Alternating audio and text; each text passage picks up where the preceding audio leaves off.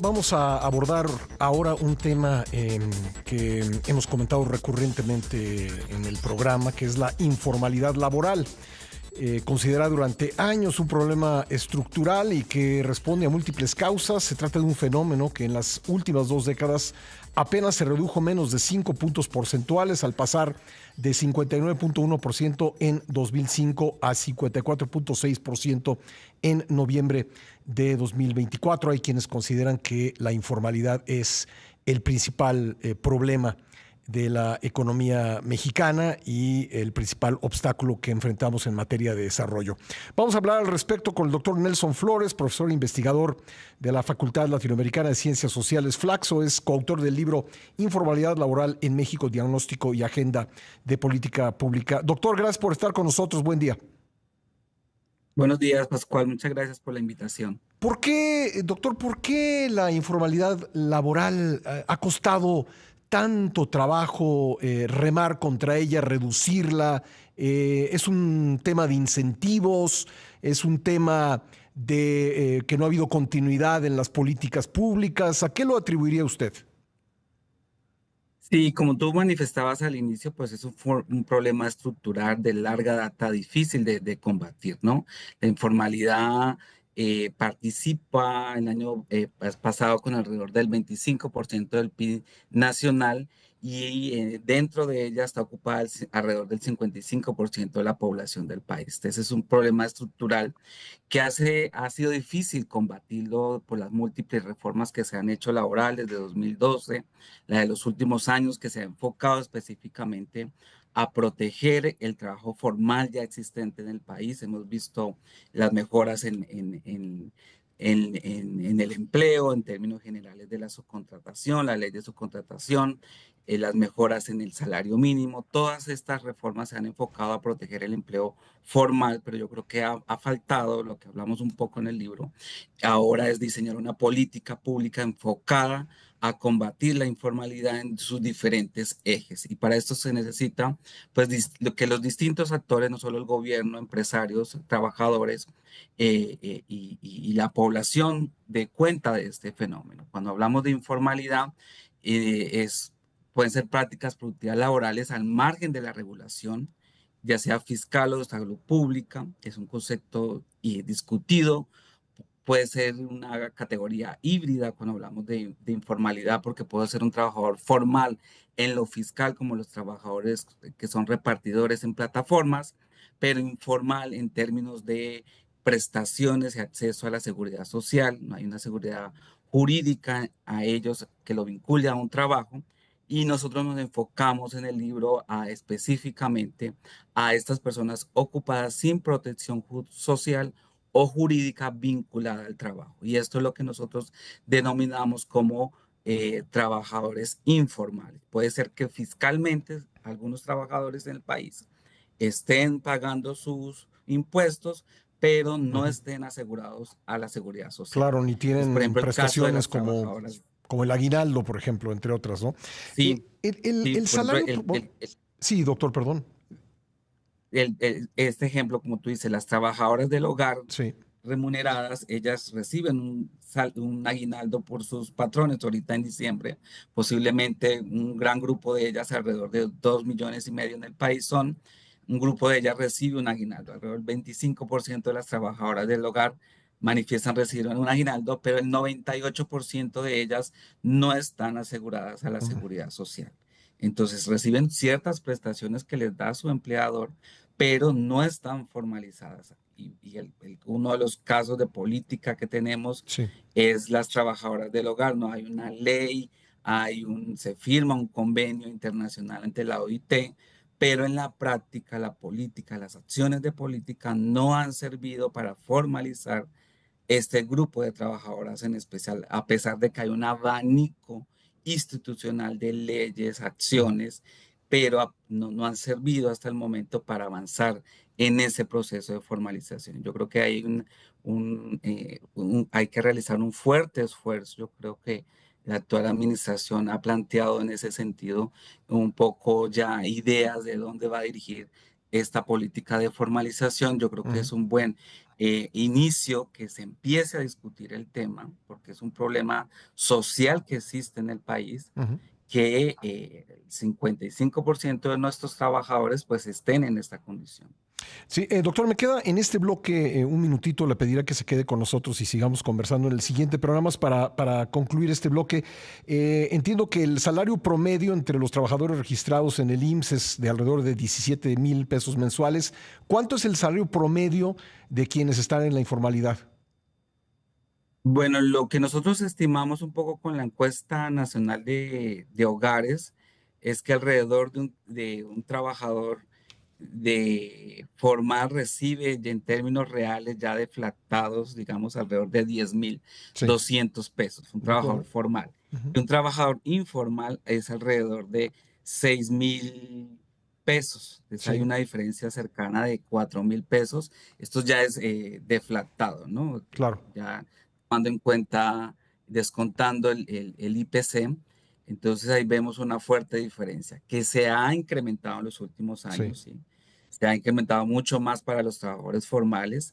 Ha muy bien. incrementado, pasamos de 2018 de 4,500 Sí, a alrededor de 5,800 en los trabajadores informales, pero la brecha entre los formales e informales sigue siendo sí. amplia. Entonces yo creo que también es un incentivo a la informalidad porque hay una brecha alrededor de 4,000 pesos Claro. en términos reales. Permítame hacer una pausa, doctor. Regresamos enseguida. No, le agradezco mucho al doctor Nelson Flores, profesor e investigador del Flaxo y coautor del libro Informalidad Laboral en México, Diagnóstico y Agenda de Política Pública, que me haya esperado para seguir esta conversación sobre un tema realmente relevante, que es el del sector informal de la economía, en el que está la mayoría de los trabajadores mexicanos, prácticamente el 55%. Doctor, ¿es un tema de incentivos mal colocados el que mantiene tan alto ese porcentaje de trabajadores en la informalidad? Por ejemplo, el doctor Santiago Levy, con quien hemos platicado aquí al respecto, pues dice que el sector formal en los hechos está subsidiando al sector informal de la economía y que hay que hacer un cambio de incentivos. ¿Usted qué opina al respecto?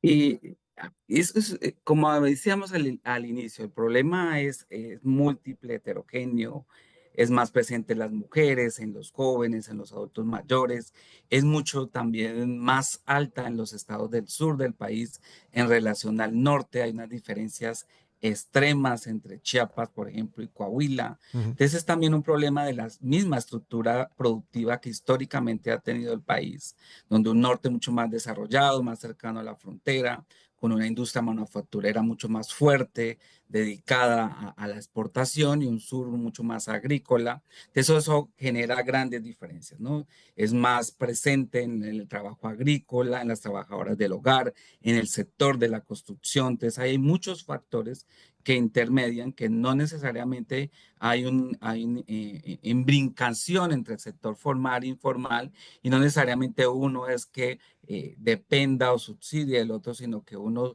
se mantiene a través del otro. Yo diría que hay que fortalecer la intermediación laboral pública, la capacitación, la formación para el empleo, hacer Ujú. ciertas alianzas con la Secretaría del Trabajo, sostener también la política que se ha mantenido de salarios mínimos, que esto también lleva a que el salario de los trabajadores informales se incremente, y también fortalecer la intermediación, la vigilancia por parte de la Secretaría del Trabajo para que la formalización del empleo también sea efectiva. Ujú. Y para esto se necesitan recursos públicos del gobierno para que ese aparato, esa estructura que hay en la Secretaría, pues adquiera fuerza, para que la inspección del trabajo también sea importante en esta dinámica, sobre todo focalizada, ¿no? Si vamos a pensar en las trabajadoras del hogar, pues 2,5 millones, hacer un plan estratégico, vamos a tratar de formalizar cada año alrededor de 100,000 trabajadoras, vamos a enfocarnos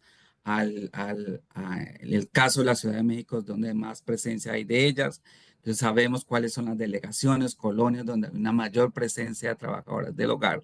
Entonces focalizar los esfuerzos con el INS a esas colonias, Polanco, Lomas o Nuevo León, estados específicos que conocemos que sus empleadores tienen gran capacidad de pago y que pueden afiliar a las trabajadoras del hogar, porque no es lo mismo una afiliación de una trabajadora del hogar en Chiapas, en los Altos de Chiapas, Ujú. donde están mismo empleador es informal, a una trabajadora del hogar que está en Polanco o en Claro. Lomas, ¿no?